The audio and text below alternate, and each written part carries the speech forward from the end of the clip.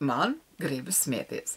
Lai gan skatoties uz mūsu valsts premjerministru, man gribas raudāt. Man tās meitenes ir ļoti žēl. Es redzu, ka viņa ir vīlusies cilvēkos, sistēmā, lai gan pati no šīs sistēmas nāk. Jo tad, kad darbs darbu dzen, priekšnieks, apakšnieks dzenā, tad jau cilvēki lielākoties nepadomā, kā tas funkcionē. Nu, funkcionē tā, ka būtībā nekas nav mainījies. Izlasīja Valentīnas Freimanas Antigonas likumu. 44. gads atnāk Krievu un komunisti, Staļina laiks, un viņai jautā, kāpēc jūs dzīvu palikāt. Cilvēku sargāja, slēpa un uzdod tādu jautājumu. Bet tas jau vēl nekas. Atnāk 90. Cilvēks godam bijis represēts un izdzīvojis. Un 90. Rīgas domē viņai atkal jautā, kāpēc jūs dzīvu palikāt. Un, lai dabūtu represēto status, viņai vajadzēja miršanas apliecību vecākiem un vīram. Karam sākoties, viņi bija tikai 2 mēnešus precējušies. Tas ir ne tikai pazemojoši, tas ir ārprāts. Bet ko tas nozīmē, ka 44. un 94. neko nebija mainījuši cilvēku apziņā un domāšanā. Un vēl šodien ir daudz, kas tā domā.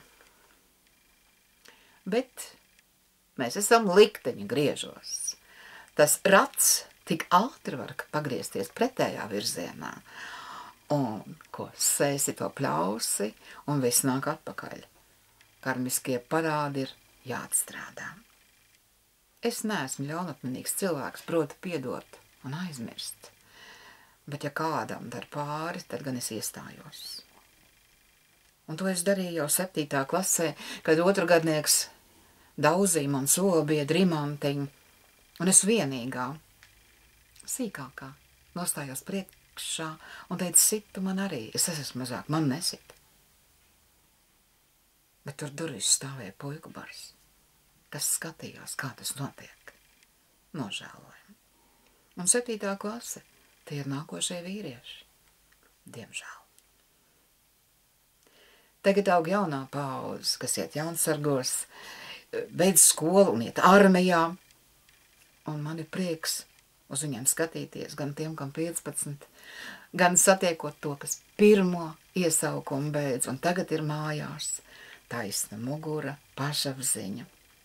Pilnīgi savādāk, un viņos vairs nav baiļu. Viņi ir vīrieši.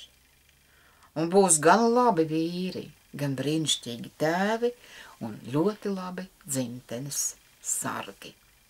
Mums taču ir par ko priecāties. Man jau nu ļoti. Man tēvs bija leģionā, man vecais tēvs bija Latvijas armijas virsnieks no 18. gada.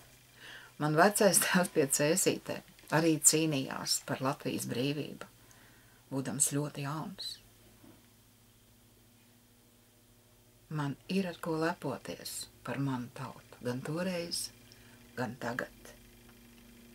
Un ticiet man, viss būs kārtībā, ja mēs visi turēsimies kopā, nešķirosim cilvēkus pēc ādas krāsas un tautības, un pārstāsim viens uz otru ar pirkstu rādīt, bet tagad katram būs jāpasaka, ko tad viņš šīs valsts labā ir darījis.